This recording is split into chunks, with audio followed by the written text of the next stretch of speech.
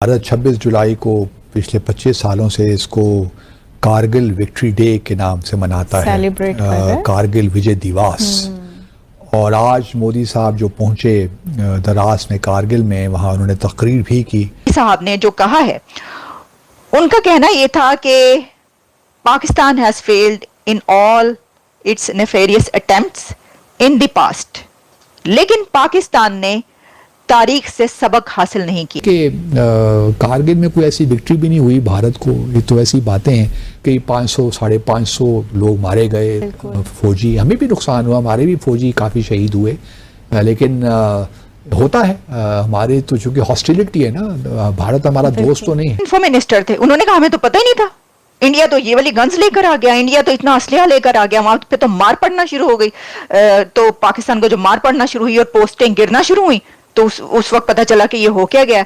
जबकि जनरल मुशर्रफ साहब ये फरमा रहे थे कि ये तो कश्मीर हमारा है, ले लेंगे, कोई मसला ही नहीं। अगर कारगिल एक बड़ी स्ट्रेटेजिक मूव थी, अगर ये कामयाब भी हो गई थी किसी हद तक, लेकिन हमने थोड़ा सा, हमारी चूंकि एग्जिट जो स्ट्रेटेजी थी कि एग्जिट कामयाबी उस वक्त तक थी जब तक आपका दुश्मन की फौज से सामना नहीं हुआ था। कर्नल अशफाक हुसैन ये कह रहे हैं कि कामयाबी सिर्फ उस वक्त तक थी जब तक आपने बर्फ में भेज दिया और उनको पता ही नहीं था, वो उस वक्त थे ही नहीं, तो दुश्मन है ही नहीं, आप अकेले वहां पर खड़े हैं और लड़ रहे हैं, तो फिर तो आपकी कामयाबी है।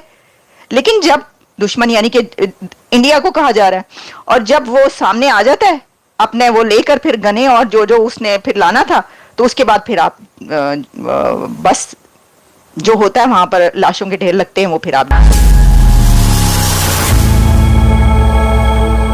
नमस्ते दोस्तों, welcome back to my channel world special. दोस्तों, वीडियो को आगे देखने से पहले हमें लाइक करें, कमेंट करें, सब्सक्राइब करें। धन्यवाद। 1984 में भारत बड़ी चालाकी के साथ सियाचिन हाइट्स पे कब्जा कर लेता है और ग्राउंड जो है सिचुएशन को यूनिलैटरली तब्दील कर देता है। अब ये किसने मुआहदे की खिलाफ वर्जी की? पाकिस्तान ने की। पाकिस्तान ने तो कुछ ऐसी हरकत नहीं की थी ना। उसके बाद हमने सोचा, और हमने राजीव गांधी जब पाकिस्तान आए उस वक्त हमारी बेनज़ीर थी प्राइम मिनिस्टर, तो एक मुआहदा हो रहा था कि सियाचिन से दोनों जो अतराफ से फौजें हैं वो चली जाएं। लेकिन जब राजीव गांधी वापस गए भारत, तो वहाँ के इस्टेब्लिशमेंट ने कहा कि ये अब किस तरह हो सकता है कि हम इन हाइट्स को छोड़ दें, हमारे लिए स्ट्रेटेजिकली बड़ी इंपॉर्टेंट है। तो क्वेश्चन ये है कि पहले खिलाफ वर्जी किसने की शिमला एग्रीमेंट की? वो तो भारत ने की। बिल्कुल। अगर हमने कारगिल किया तो ये उसका जवाब था बुनियादी तौर पे। ये आप कह सकती हैं कि शायद टाइमिंग ठीक नहीं थी या उसमें, लेकिन मैं समझता हूं कि पाकिस्तान ने कोई ऐसा काम नहीं किया। अगर कारगिल एक बड़ी स्ट्रेटेजिक मूव थी, अगर ये कामयाब भी हो गई थी किसी हद तक, लेकिन हमने थोड़ा सा, हमारी चूंकि एग्जिट जो स्ट्रेटेजी थी कि एग्जिट हमें सोचना चाहिए था कि अगर खुदा ना खास्ता ये हालात होते तो हमारा एग्जिट किस तरह होगा, वो हम शायद सही तरीके से प्लान नहीं कर सके, जिसकी वजह से हमें फिर मजबूरन कारगिल छोड़ना पड़ा। अच्छा, नवाज शरीफ साहब कहते हैं मैं वज़ीर आज़म था, मुझे तो पता ही नहीं था, मुझे तो, बल्कि उन्होंने तकरीर में कहा कि मुझे तो मुशर्रफ साहब ने स्टैब किया है इन द बैक। और लेकिन जो मेरी मालूमात हैं, उस वक्त जो हमारे फॉरेन सेक्रेटरी थे एम्बेसडर शमशाद अहमद खान साहब, उन्होंने कई बार ये कहा भी है कि वो जो परवेज़ मुशर्रफ साहब ने उनसे जो होती रही, तो परवेज़ मुशर्रफ साहब इम्प्रेशन उनका यही था, हमारे एम्बेसडर शमशाद साहब का, कि नवाज शरीफ साहब को बताया गया था कहीं फरवरी के महीने में कि ये हम करने जाएंगे, ये ऑपरेशन हमारा होगा। लेकिन नवाज शरीफ साहब को समझ नहीं आई शायद उस वक्त कि इसकी क्या इम्प्लीकेशंस हैं, तो उन्होंने इसको एंडोर्स भी कर दिया था वर्बली एक लिहाज से, लेकिन उसकी वो रिपरकशंस नहीं समझ पाए थे उस वक्त। तो जब उनको पता चला तो फिर वो जुलाई में चले गए। 4 जुलाई को जब यूएस का इंडिपेंडेंस डे, तो 4 जुलाई को गए, प्रेसिडेंट क्लिंटन से मुलाकात हुई, तो उसके बाद फिर ऑब्वियसली हमने विड्रॉ किया वहाँ से और ये कारगिल कॉन्फ्लिक्ट ख़त्म हुआ। मैं ये बिल्कुल नहीं कह रहा कि पाकिस्तान और भारत को इस तरह ही अपने मामलात हल करने चाहिए। कारगिल एक स्ट्रेटेजिक मूव थी, आप कुछ लोग उसको टेक्निकल मूव भी कहते हैं, लेकिन एक मूव थी जिसको पाकिस्तान की आप नहीं कह सकते कि पाकिस्तान اس کا ذمہ دار ہے. اصل ذمہ داری تو بھارت کی آتی ہے جب انہوں نے سیاچن ہائٹس پہ قبضہ کیا تھا 1984 میں. تو ہمارا یہ ریسپانس تھا ایکچولی اس کا. تو اب بہرحال یہ ایک آج 25 سال ہو گئے ہیں اس کو.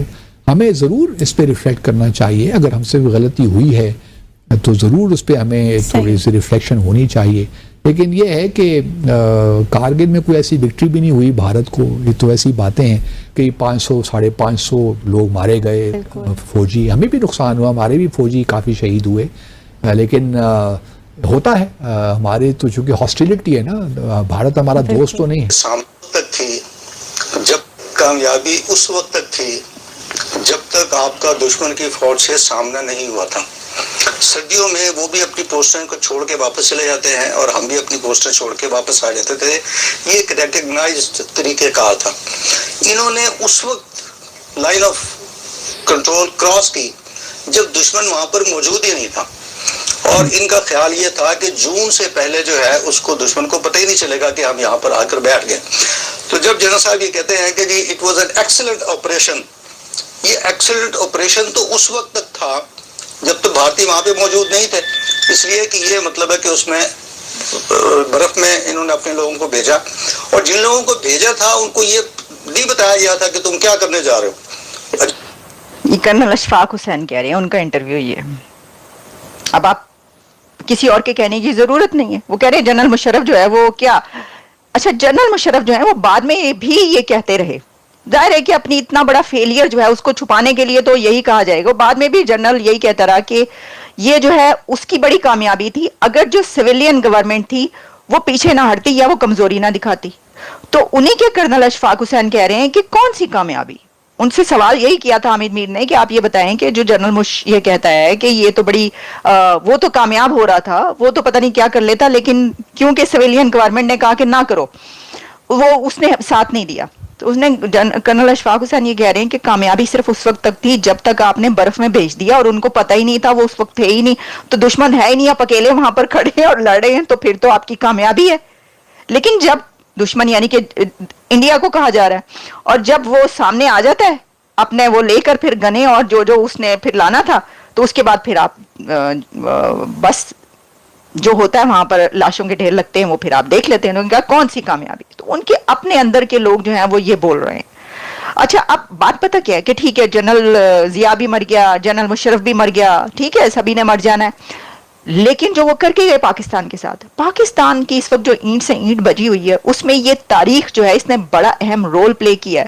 اگر ہم اس کے اوپر بات نہیں کریں گے, یہ کھل کے اس کو سامنے نہیں رکھیں گے کہ کیا کچھ ہوتا رہا ہے, اور اگر ہم اس کو ایکسیپٹ نہیں کریں گے جس نے جو کرنا ہے, اگر ابھی بھی جو وہاں پر نعرے لگ رہے ہیں کہ وہ جیتے ہیں کارگل وار, تو لگاتے رہیں, اس سے کوئی فرق نہیں پڑتا.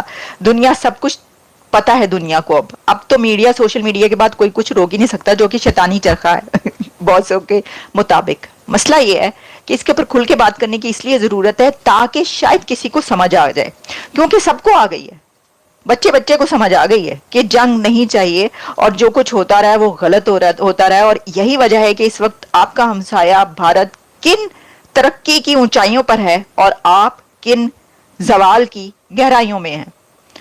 اور جو اس وقت کے پرائم منسٹر شہباز شریف ہیں وہ بھی یہ بات ایکسپٹ کر چکے ہیں. انہوں نے یہ بات 2-3 بار یہ بولی ہے کہ دیکھو وہ کہاں پہنچ گئے, ہم کہاں ہیں, یہ جو ہم نے جو کچھ کیا ہے اور جو جنگ کرتے رہے ہیں. خود انہوں نے ایک بار یہ والی, ابھی کچھ عرصہ پہلے یہ والی باتیں کی ہیں.